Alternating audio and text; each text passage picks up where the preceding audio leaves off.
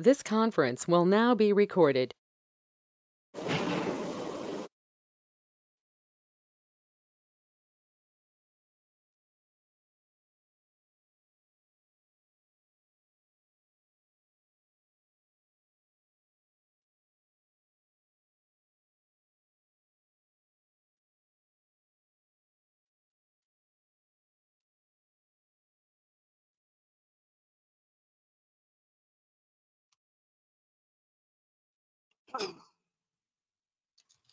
So good morning everyone.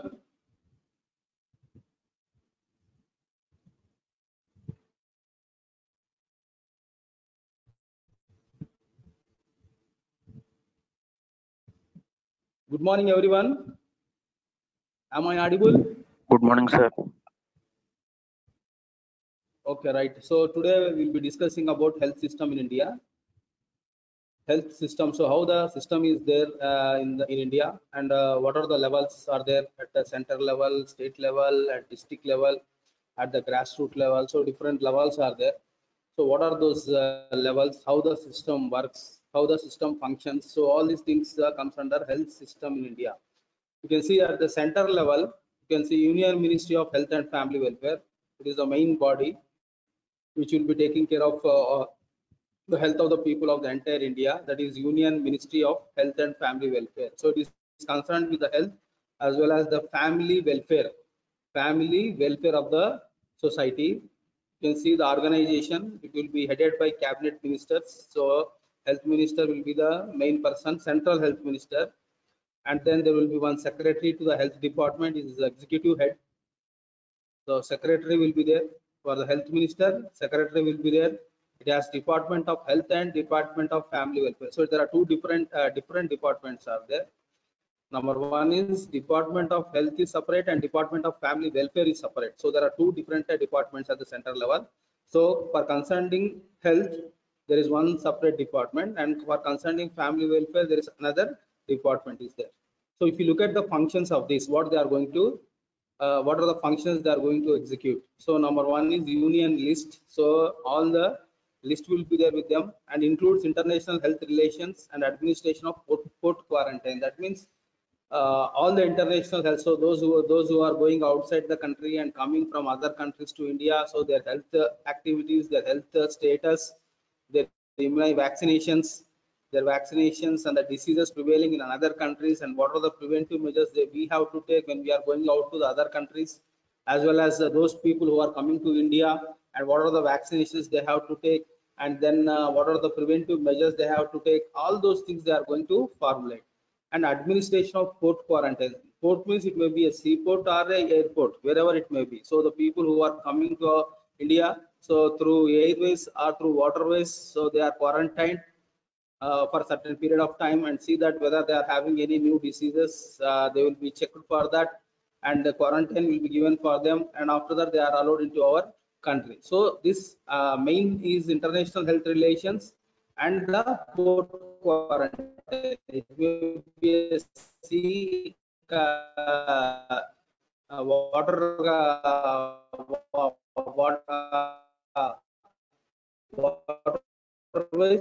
or people may come through waterways or through whatever it may be, port or airport. So they will be quarantined. Checked whether they are not, or vaccines they have received proper way or not, whether they are having any diseases. All those things will be checked at the seaport and airport, and after the quarantine only they will be allowed to enter into the country. So that is a major function they are going to look after. That is international health relations as well as port quarantine. Then administration of central institutes. So not only port quarantine and international health relations, though they are mainly concerned with central institutes like AIIMS, AFMC, Pune, JIPMER. There are so many institutions which they have established in India. So all this administration, all the are located in India. It may be AIIMS, PGI Chandigarh is there, JIPMER is there, AFMC Pune is there. There are so many central institutes are there. So all this will be controlled by them. And then promotion of research. So the main activity is they will promote the research. So you can see we are having ICMR in India, which is promoting research in all the aspects. So for everything, suppose if you take nutrition, we are having National Institute of Nutrition at Hyderabad, right? For every disease, non-communicable diseases at Bangalore, So many places we are having Apex centers where the research is going on, in-depth research is going on. So it promotes the research, not only in central institutes, it is having some specific bodies for each and every disease, and it is promoting the research in India.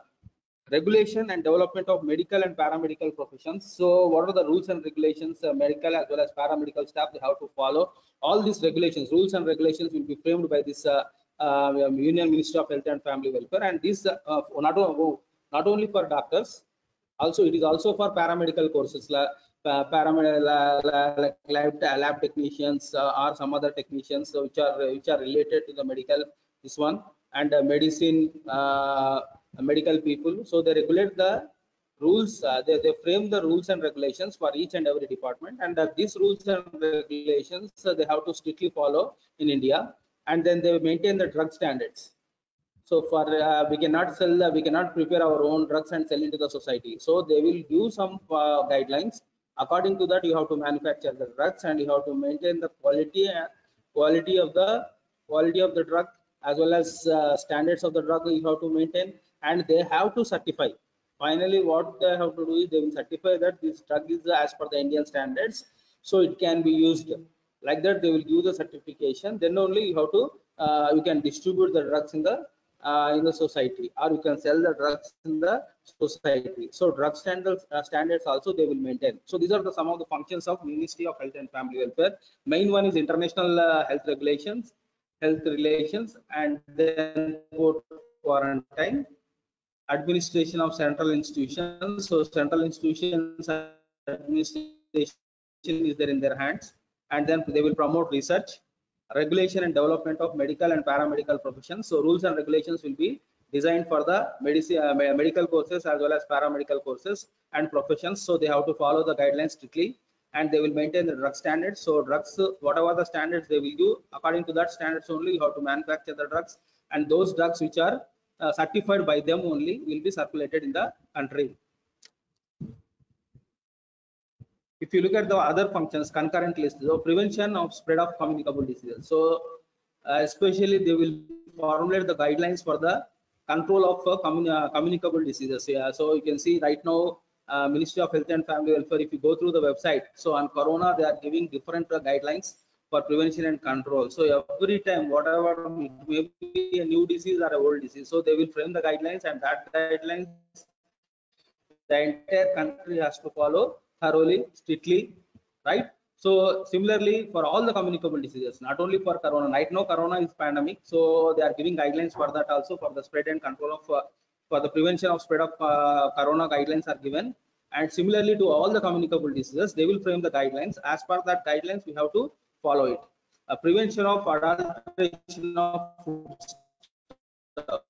So adulteration of foodstuffs is also very dangerous. So it will it will have impact on the health of the society. That's why, so they will take care of, suppose if any adulteration goes on, so if it comes to their notice, they will take very stringent action on those people. So that's why prevention of adulteration of foodstuffs is also in their hands.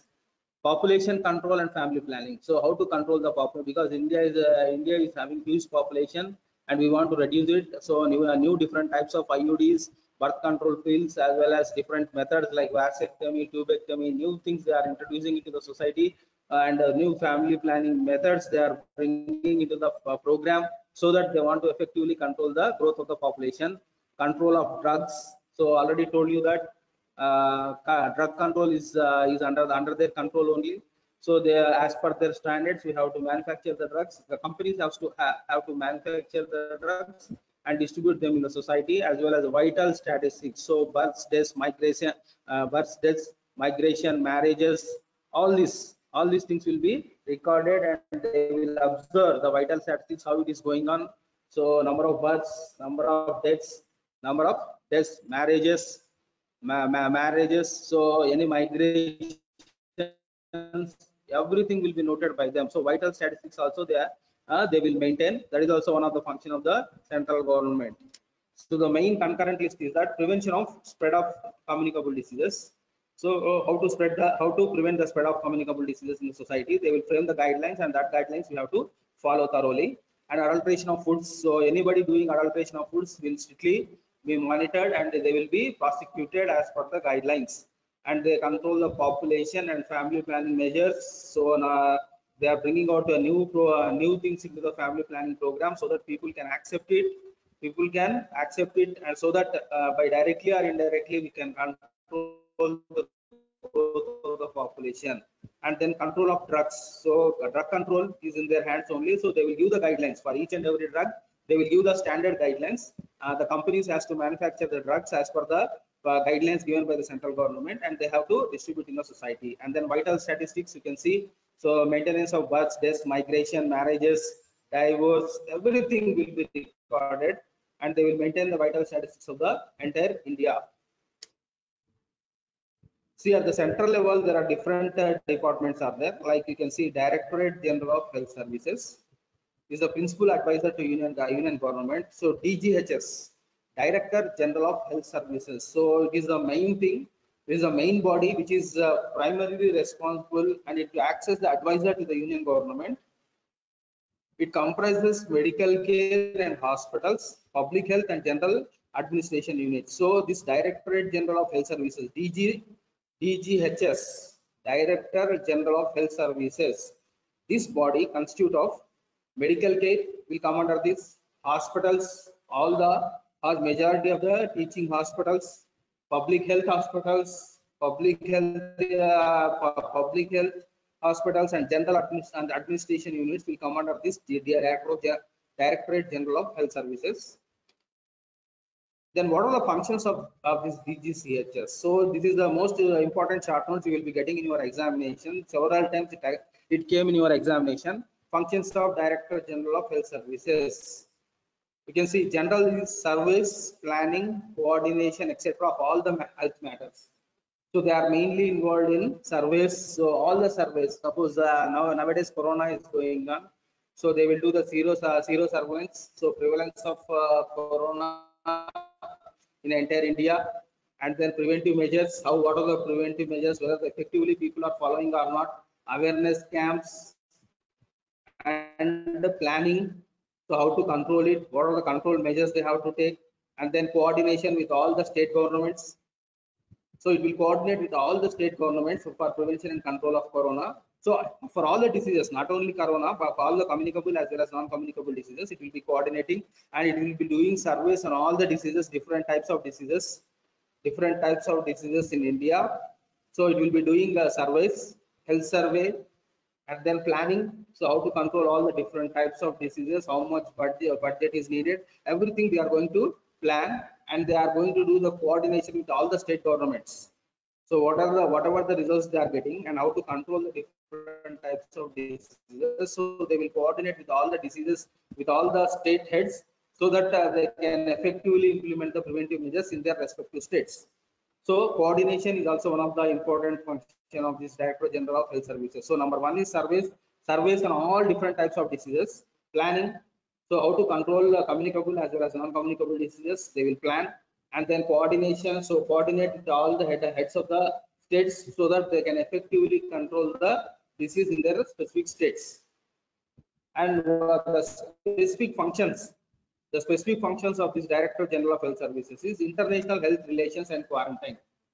So international health relations. So what are the new diseases that are occurring in the different countries?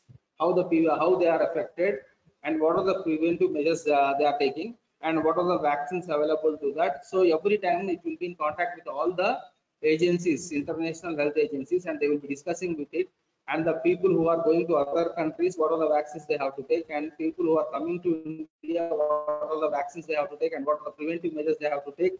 Every year, time to time, they will be updating in the international health relations and quarantine. So what are the quarantine measures should be taken? All those things they will be regulating time to time. Control of drug standards, already told you. So drug standards are within their hands. So as per the standards, the companies has to manufacture the drugs, and they have to provide to all the people as per the standards of Indian government. Medical store depots. So they will in India, different places, medical store depots are there where they are going to store the drugs, and that drugs will be distributed to all the people who are in need, right? And then postgraduate training. So you can see PGI, PGI Chandigarh, AFMC Pune, JIPMER Pondicherry, AIIMS. So there are so many postgraduate training institutions are there. So they are started by this Director General of Health Services. So they will provide the funds, they will provide the standards, guidelines. So as per the standards, they have to train the people, they have to train the doctors who are doing post graduation, and then medical education. So there are a lot of medical central medical institutes are there. Those are under the control of Director General of Health Services. Medical research. So they promote medical research, and then central government health schemes. You can see CGHS scheme, central government health scheme. So all the people who are working in the central government, they are given health insurances, so they can utilize the health insurance services at different hospitals in entire India. Even in our hospital also, there is a separate wing is there. Government central government health scheme separate block is there, where the central government people will get all the healthcare facilities, and they will look after the national health programs. So for national health program also, they will do the funding, they will do the guidelines, they will give the guidelines. They technically they will support in all the aspects for running the national programs. Central Health Education Bureau, they are having a bureau that is called as Central Health Education Bureau. So through this bureau, they will monitor the standards of the education, monitor the standard of medical education in India. And if at all any problem is there, they will give the guidelines of as per their guidelines you have to follow. And health intelligence services, that means they will be doing surveillance activities. So when new diseases are occurring, where it is occurring, what is the reasons for that, and how to overcome that, how to prevent that, all those things. So they will do continuous surveillance on all the different types of diseases, surveillance activities, health intelligence services, that is called as health intelligence services. That means surveillance activities on all the diseases. It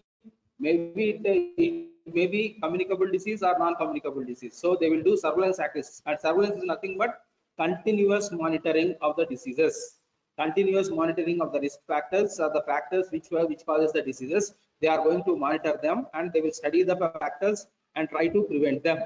That is the health intelligence services. And then National Medical Library. So they will maintain NML, that is National Medical Library. So you will get a lot of resources, lot of health information from this National Medical Library.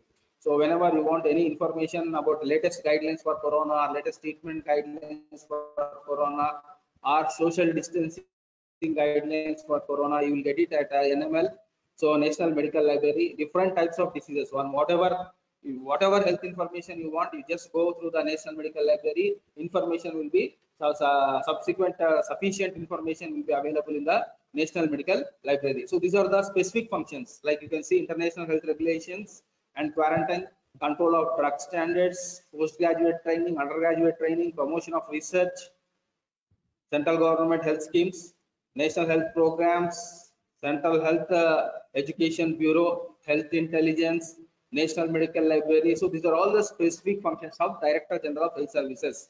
So definitely we get the question on this. Director General, DGHS, Director General of Health Services, functions of Director General of Health Services. So you have to mention all these things. At the center, you can see Central Council of Health is there. There is another body, there is organization. Large number of health subjects fall in the concurrent list, which calls continuous consultation and cooperation between the center and the states. Union Health Minister is the chairman. So it is the Central Council of Health will be there, where you will get all the states will come under this. So the states and the central government will be in consultation and cooperation between the center and the states. They will so the state people will bring their problems to the notice of the center, and the center will form the guidelines. So that is mutual cooperation will be there between the states and the central. And the union health minister is the chairman for this body, that is Central Council of Health. What are the functions of this Central Council of Health? So number one is to recommend board outlines of policy in regard to health aspects. So this what happens means they will get all the information from all the states, and based on their different problems, they will guideline the policies for entire India. So they will recommend. So they recommend the broad outlines of policy in regard to health aspects, because they are getting the information from different states. What are the health problems they are facing in their particular state? So they will inform to the central government. So this Central Council of Health, so they will broadly outline the policy guidelines to make proposals for legislation. So what they will do is they will make the policy, and they will make the proposals, and that proposals they will send it to the Parliament committee. In that it will be accepted and the legislation will be formed to recommend central government regarding the distribution of grants in aid between the states.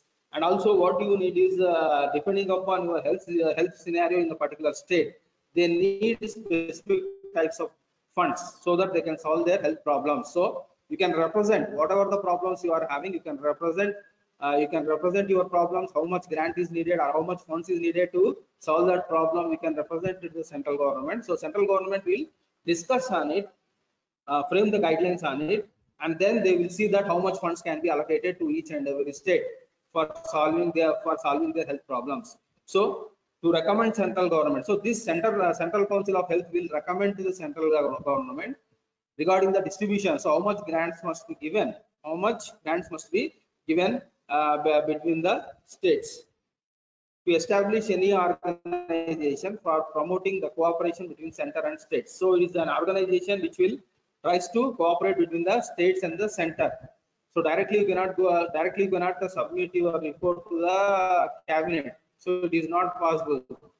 So that's what they have done is, whatever problems you are having in your state regarding health problems, you specify it,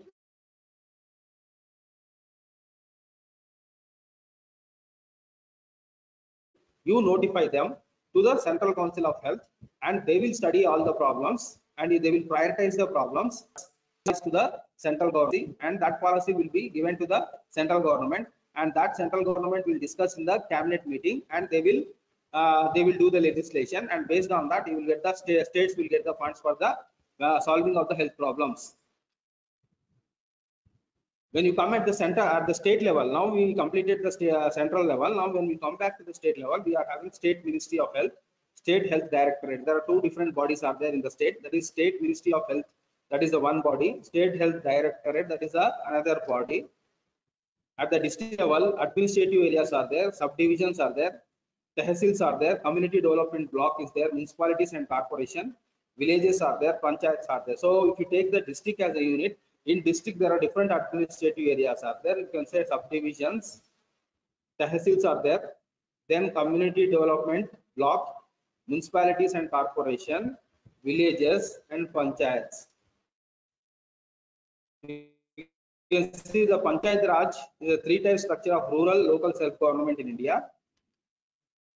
So you can see Panchayat, that is at the village level, Panchayat Samiti at the block level, Jilla Parishad at the district level. So I think you are familiar with this. At the village level, there is Panchayat Raj, Panchayat. At the block level, that is Panchayat Samiti at the block level. At the district level, that is Jilla Parishad. So for every village, there is Panchayat. For every 100 villages, it is called as block level. That is Panchayat Samiti is there.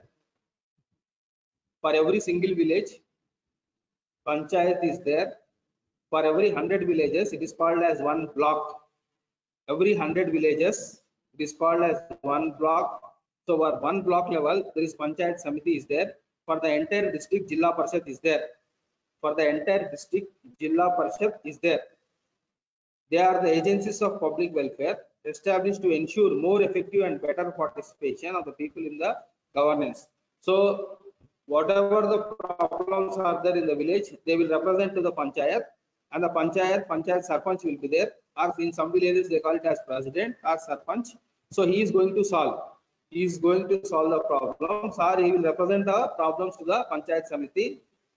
He will represent to the higher level. So Panchayat Samiti to Jilla Parishad. So like that it will go. So from village to block level, block to district level, the problems will go, and the Jilla Parishad will it is the governing body. So it will give the funds so that at the Panchayat Samiti level as well as the Panchayat level, all the problems will be solved. So for a single village, Panchayat will be there. For 100 villages, it is called as block level. Panchayat Samiti will be there. And for the entire district, Jilla Parishad will be there. They are the agencies of public welfare established to ensure more effective and better participation of the people in the governance. So the people can represent their problems to their respective panchayats or panchayat samiti or to the Jilla Parishad. So in that they will discuss about the problems and they will try to solve the problems of the people. So at the village level, there is Gram Sabha, assembly of all adults. If you look at the village level only, there is a Gram Sabha where it is a combination of all adults. That is Gram Sabha. Gram Panchayat is there, executive organ of the Gram Sabha, agency for planning and development. So all the adults, they will form Gram Sabha and they will discuss about the problems in the village and they will represent those problems to the Gram Panchayat and they will take the decision over it for solving the problems of the village. And then there is Naya Panchayat is there. That is also one of the types of Gram Panchayat. If you look at the block level, the prime function of Panchayat Samiti is the execution of the community development programs.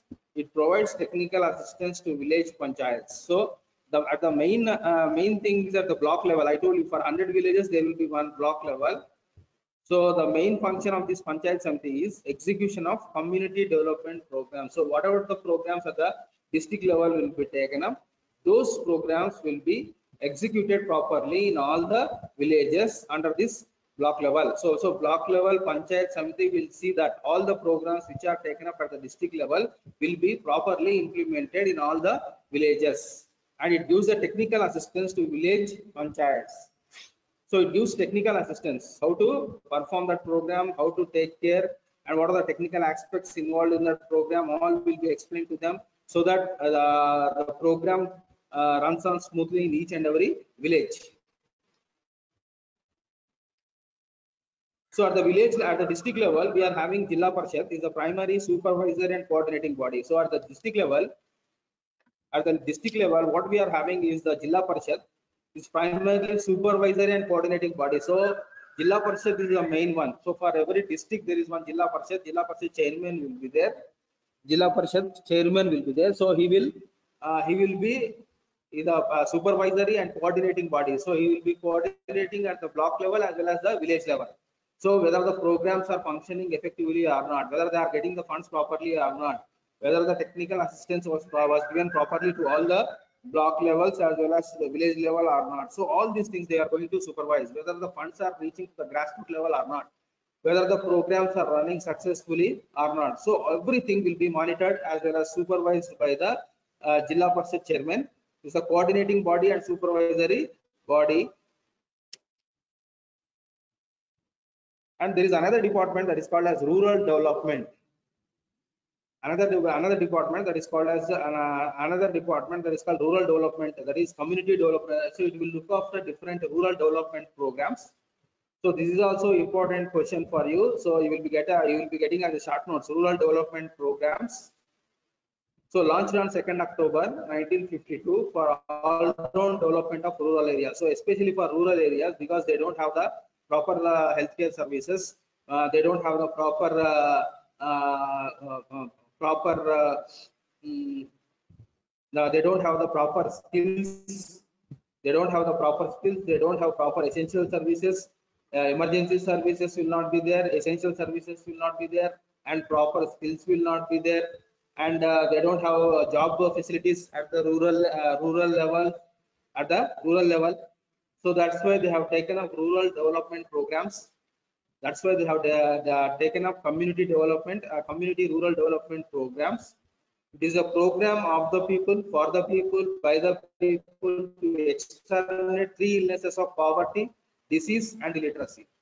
So these community development programs, the government of India has taken up these community development programs to terminate 3 illnesses, that is poverty. So in rural areas, majority are poor because they don't have the proper job facilities, proper essential services, proper emergency services.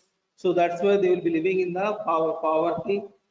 Disease, so they will be having different types of diseases, because of lack of awareness or ignorance and illiteracy. So to remove these three to remove these three illnesses, that is poverty, disease and illiteracy, so central government has taken up a program that is called as community development programs.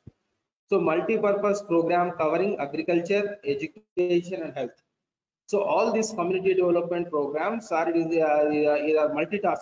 That is, it covers agriculture, education and health. It covers all the three components, that is agriculture, education and health. Number one is IRDP, Integrated Rural Development Programs. Integrated Rural Development Programs, that is to attack poverty and improve the quality of life. Integrated Rural Development Program. So to attack poverty and to improve the quality of life. So what they want to do is to reduce the poverty of the people and to improve the quality of life of the people, those who are living in rural areas.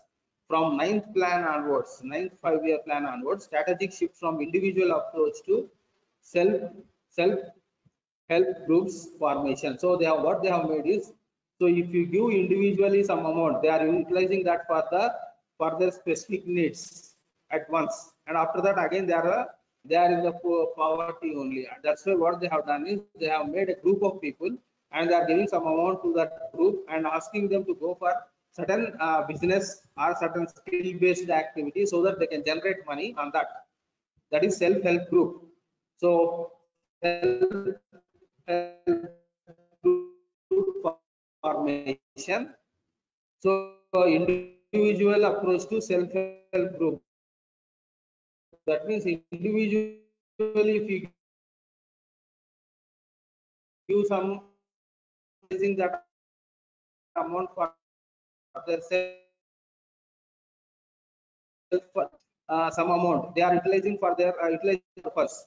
So at once, and after that again they are living in the. They made a group of people, and for them they are giving effective loan like they can, and they can earn their livelihood on their own. Different programs are there. Number one is TRISEM. So these are very important programs. You have to be thorough with them. TRISEM, training of rural youth for self-employment.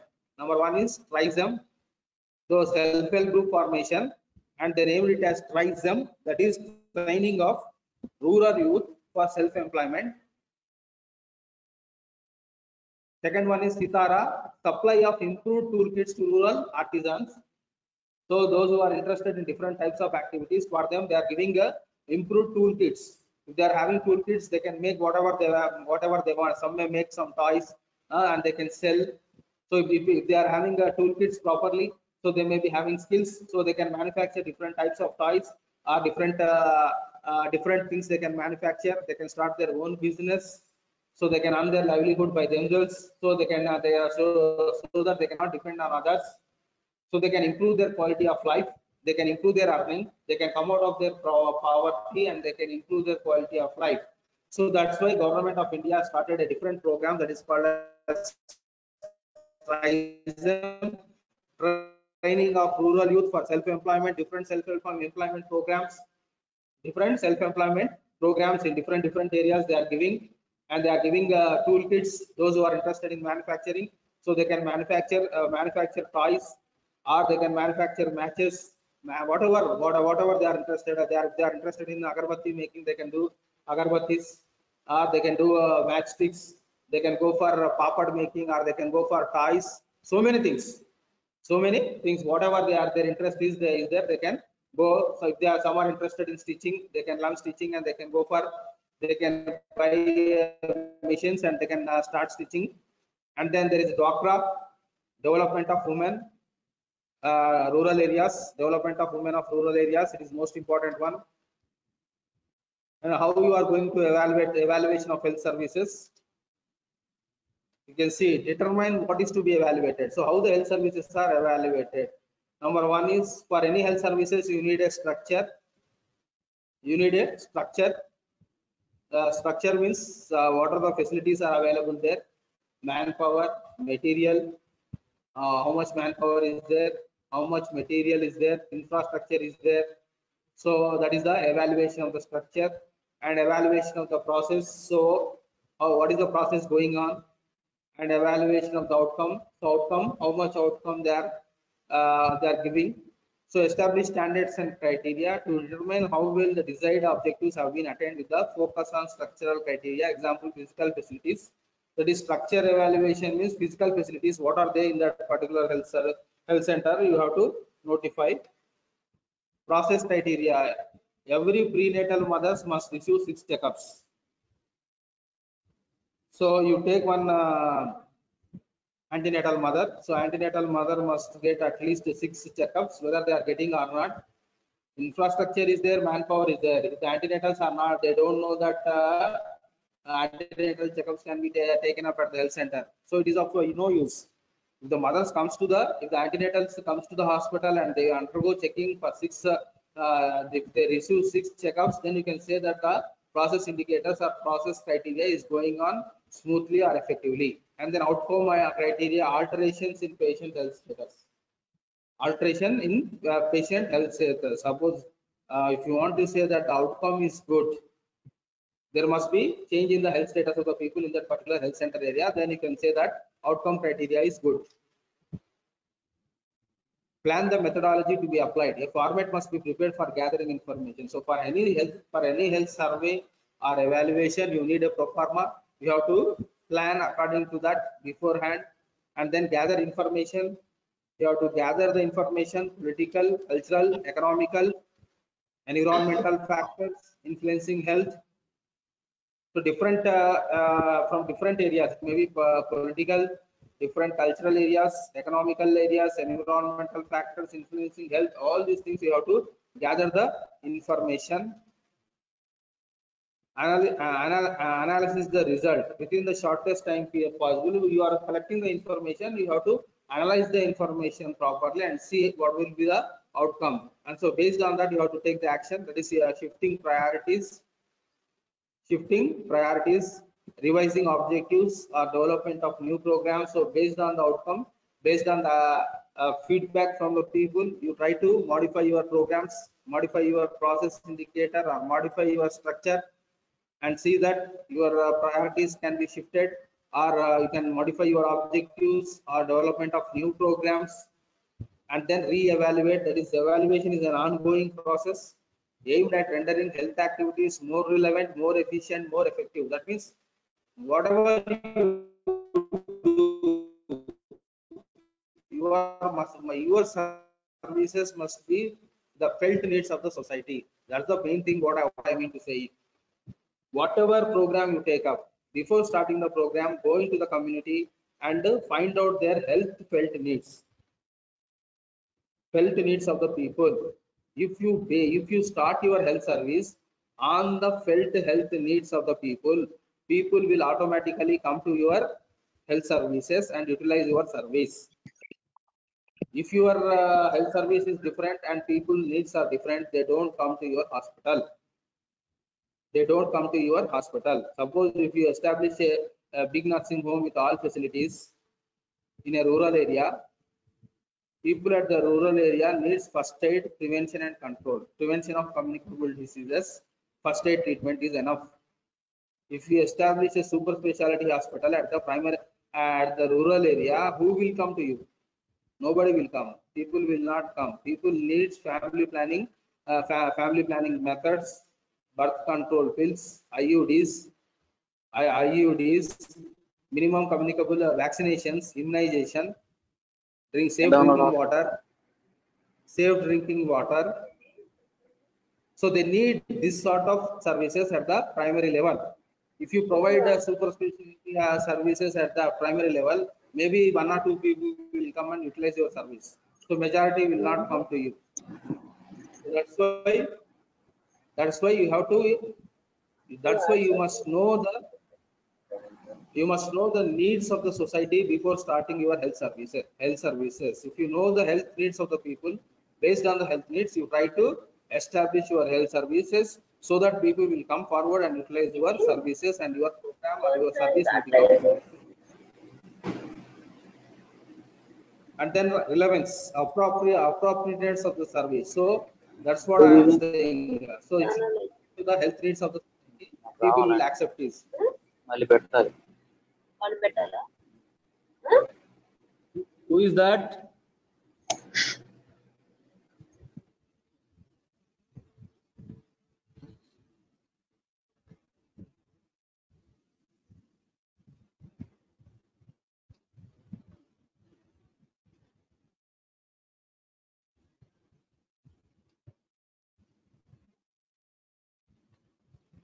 So I am stopping here. Then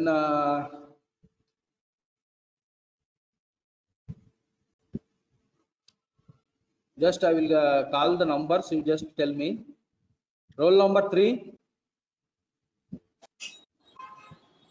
Please give your attendance. Just I will call the number. Sir, number 3.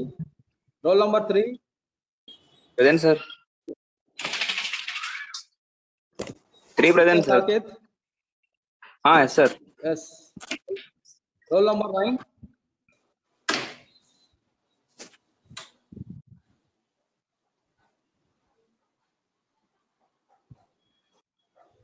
Roll number 9.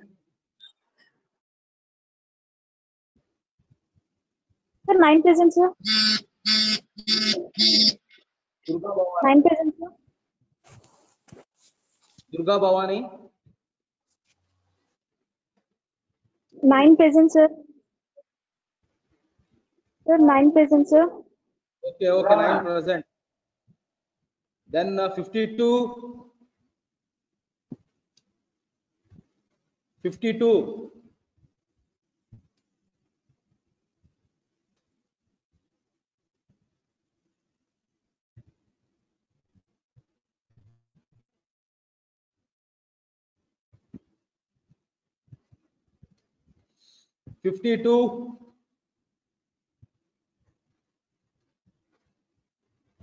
Okay.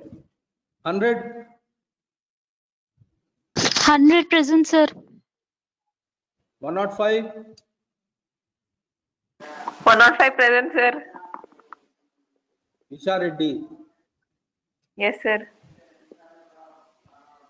Okay. 132. Present, sir. Present, sir. Tejashwini. Yes, sir. 142. 142.